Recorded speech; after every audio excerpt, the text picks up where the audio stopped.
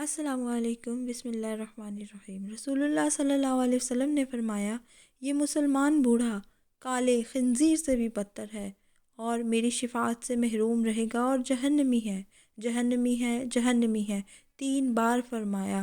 اس بوڑھے کی نشانی ہے کہ وہ سب کو نشانیاں جاننے کے لیے ویڈیو میں ہمارے ساتھ رہیے، لائک کریں، سبسکرائب کریں، بہت شکریہ۔ بسم اللہ الرحمن الرحیم۔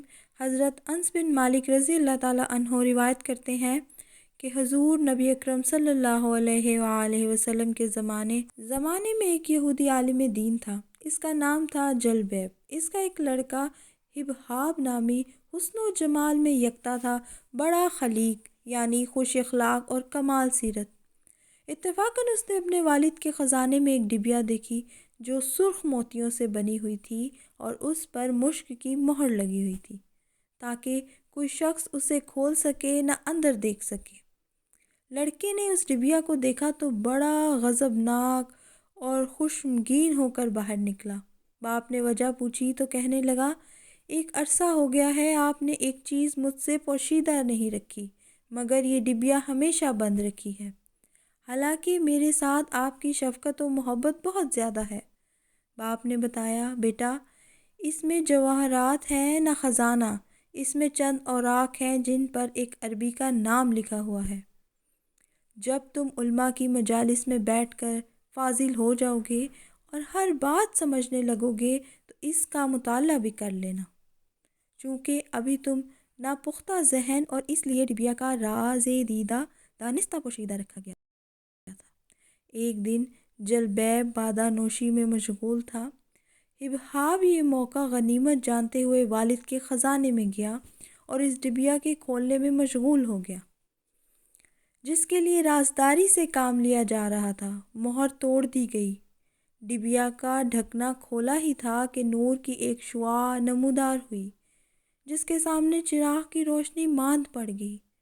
ڈبیا کے اندر 2 سفید ورق دکھائی دیے جن پر لا الہ الا اللہ محمد رسول اللہ لکھا تھا۔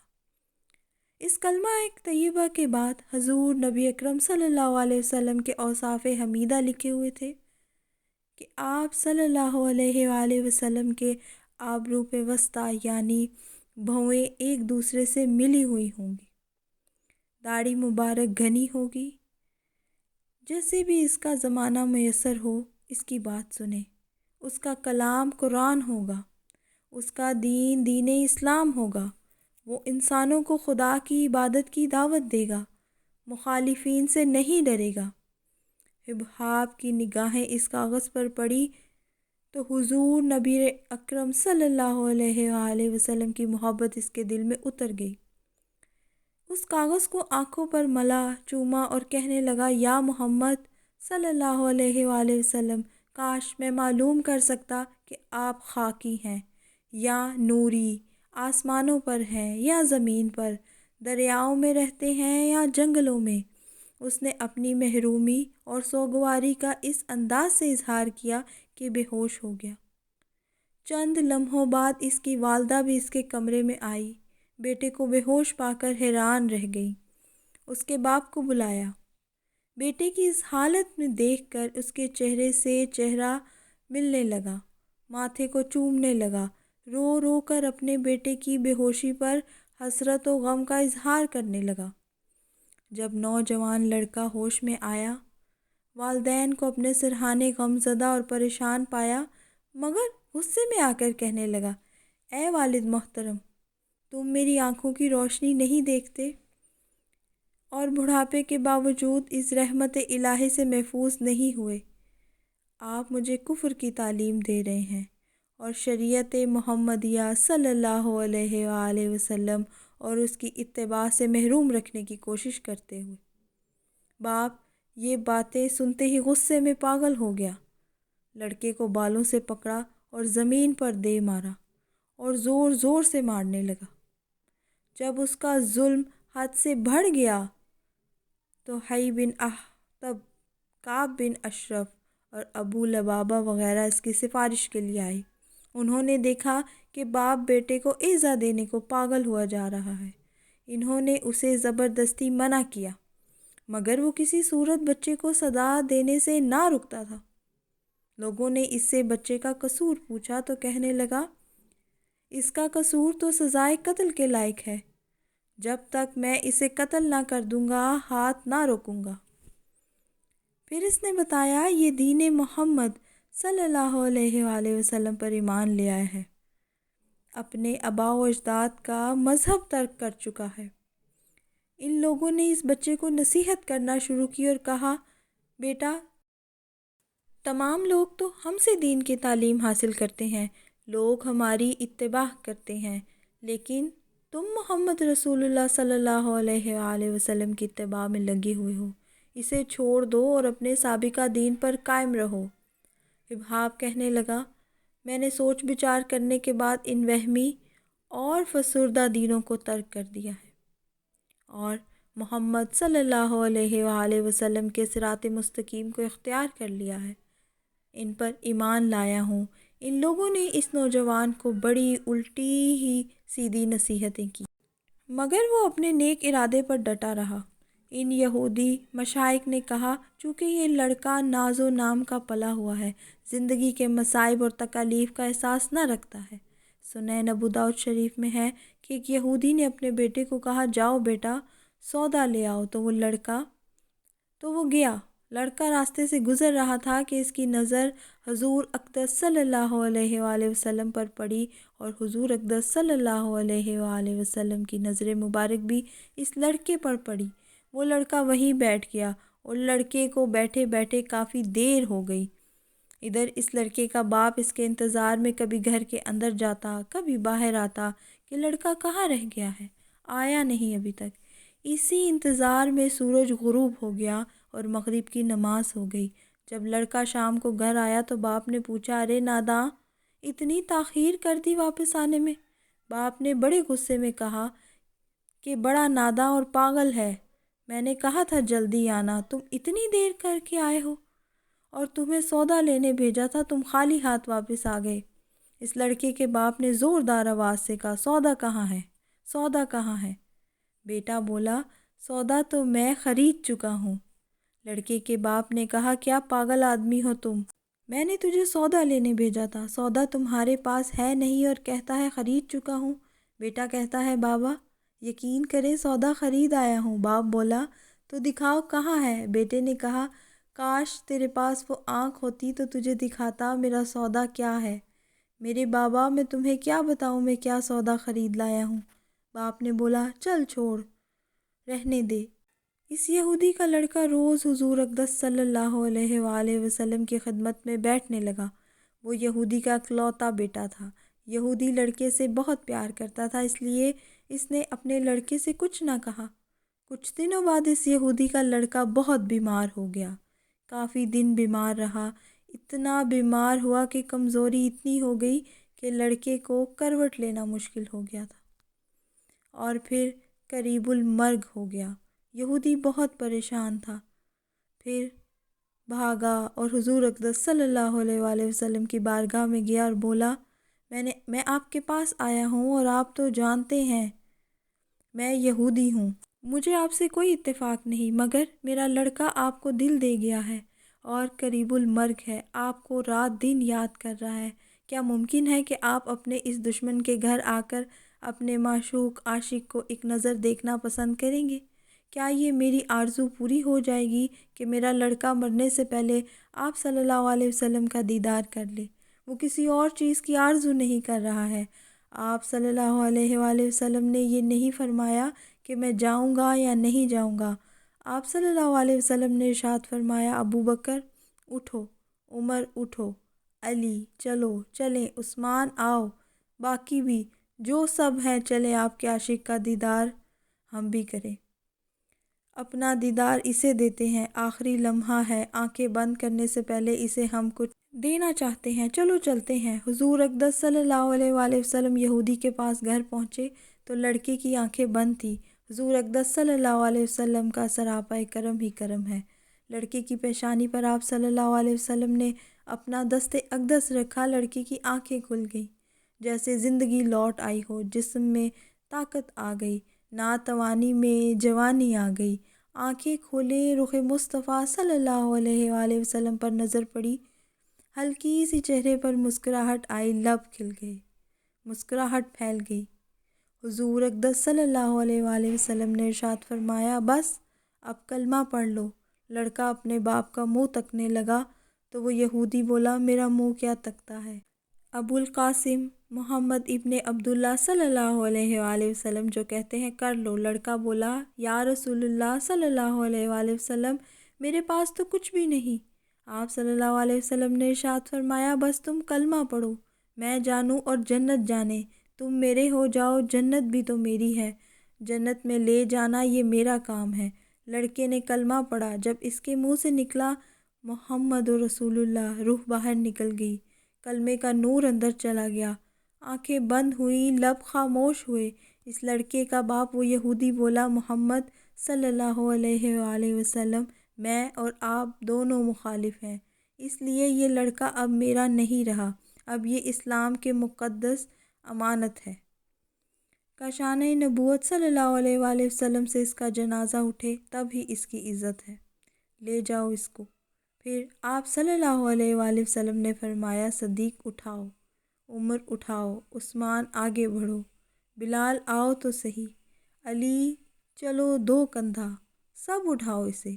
حضور اقدس صلی اللہ علیہ وسلم جب یہودی کے گھر سے نکلے تو یہ فرماتے جا رہے تھے، اس اللہ رب العزت کا شکر ہے جس نے میرے صدقے سے اس بندے کو بخش دیا، اس اللہ رب العزت کا شکر ہے جس نے میرے صدقے سے اس بندے کو بخش دیا۔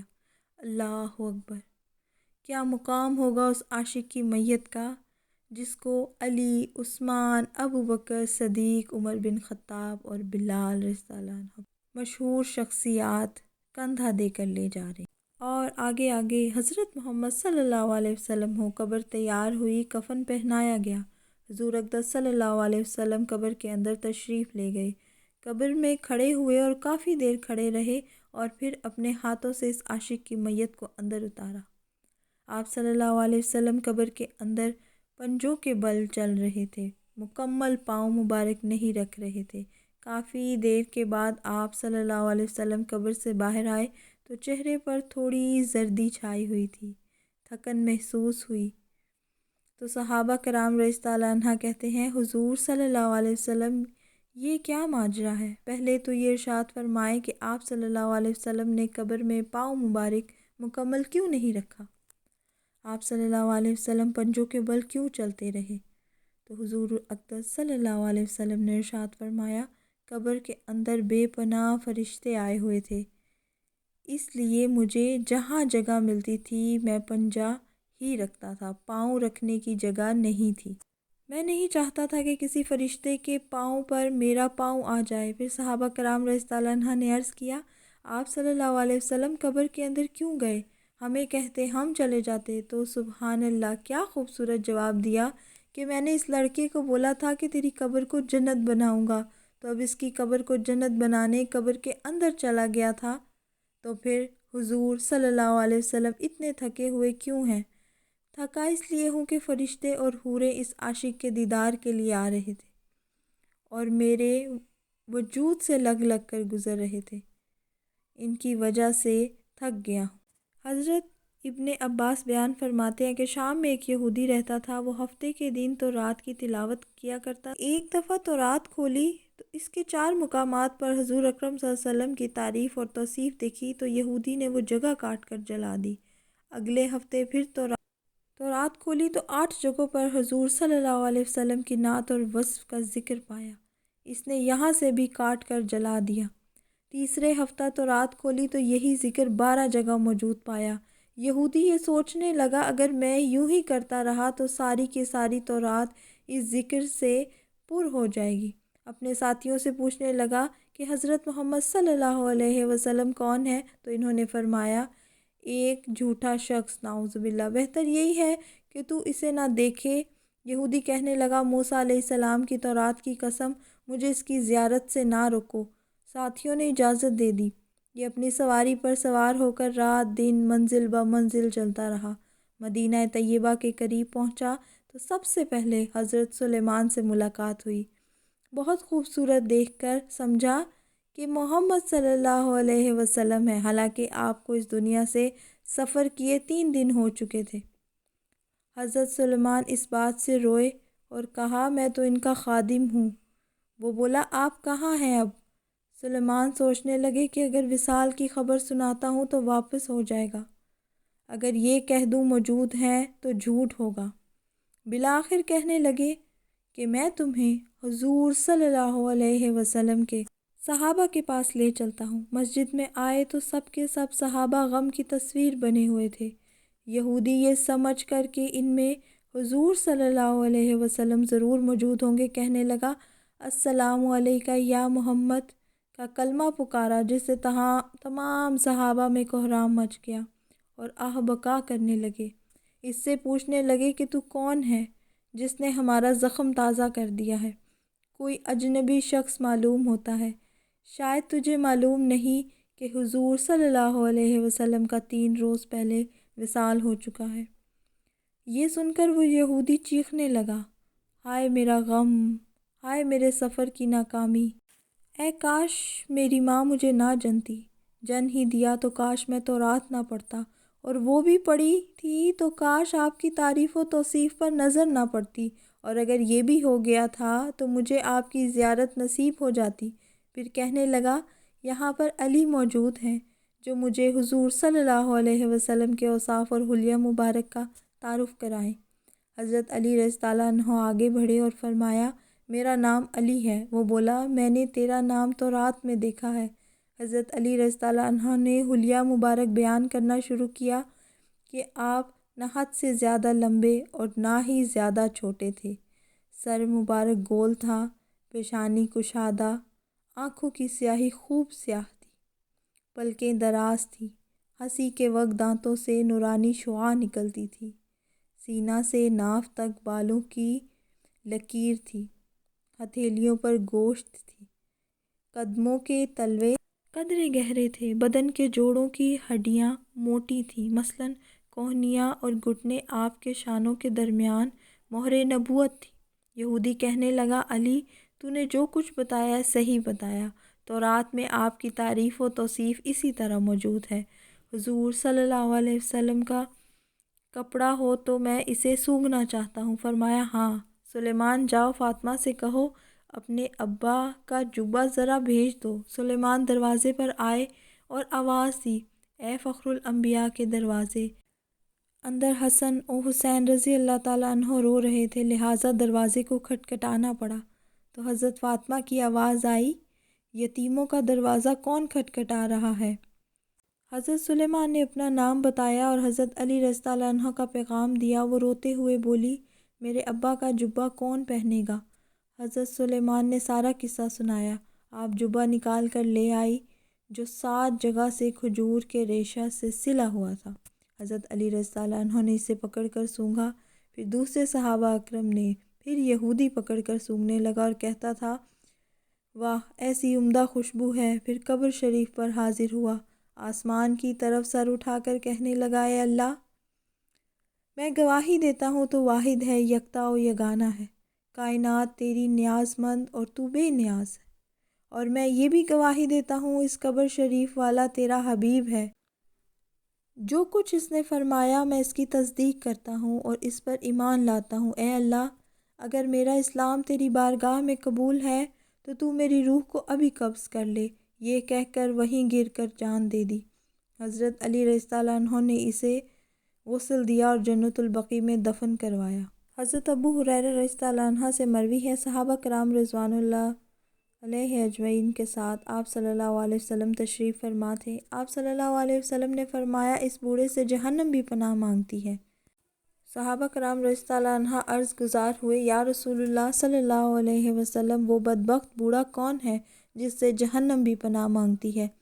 آپ صلی اللہ علیہ وسلم نے فرمایا بوڑھا زانی، یعنی وہ شخص جس کی عمر زیادہ ہو چکی ہو اور وہ بدکاری کرے یعنی زنا کرے، اس سے جہنم بھی پناہ مانگتی ہے۔